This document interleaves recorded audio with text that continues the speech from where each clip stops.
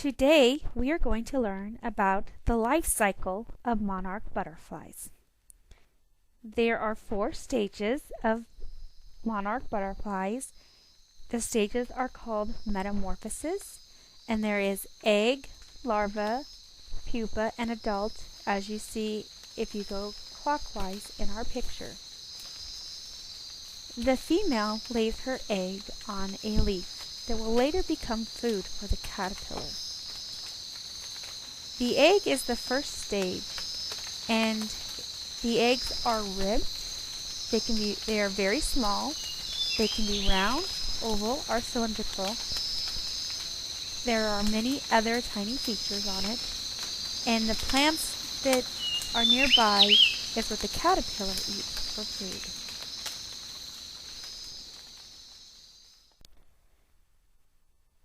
The next stage of the monarch butterfly is the larva stage, or caterpillar is the most common name found. And in this picture you can see where its head is. It's where the small antennas are, and the large ones back here is its back area.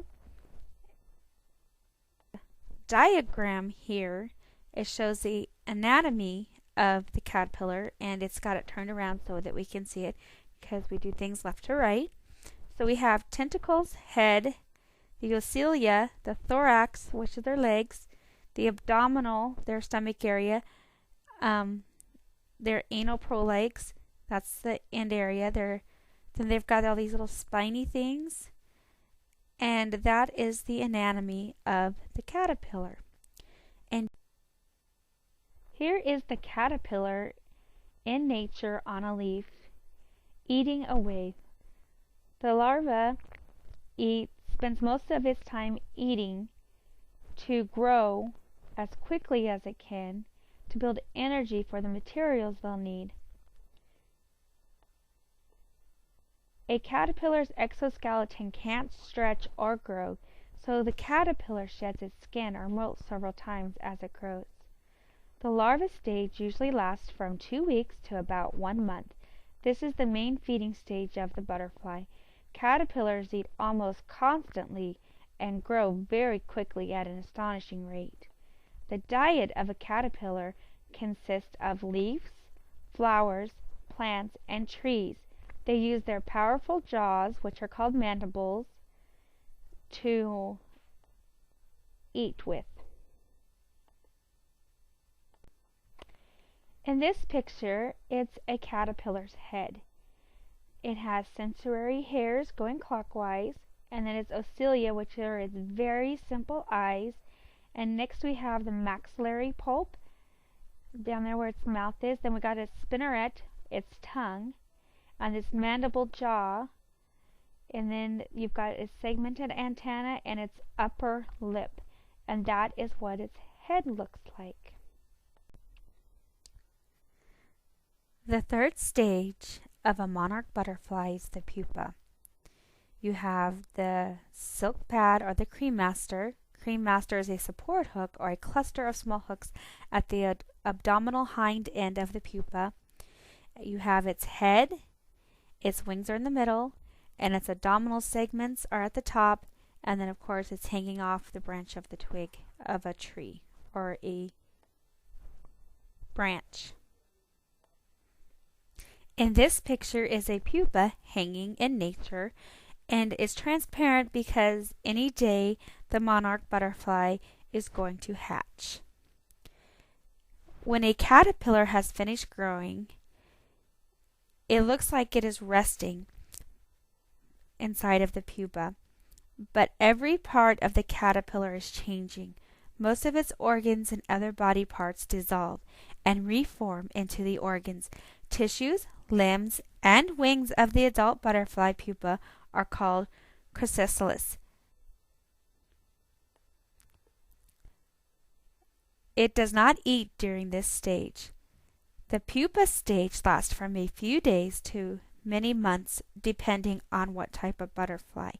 For a monarch butterfly, it's just a few days. The pupa of a butterfly is called a chrysalis, which is derived from the Greek word for gold.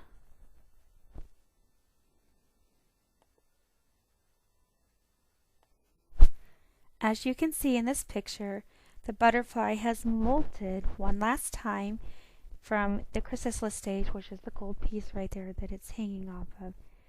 As the last stage is the adult butterfly, and it emerges, and as you can see, it has lines on there, but actually those are the veins.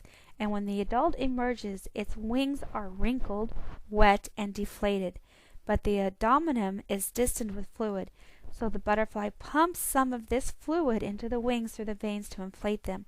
The butterfly then rests to let its wings dry out.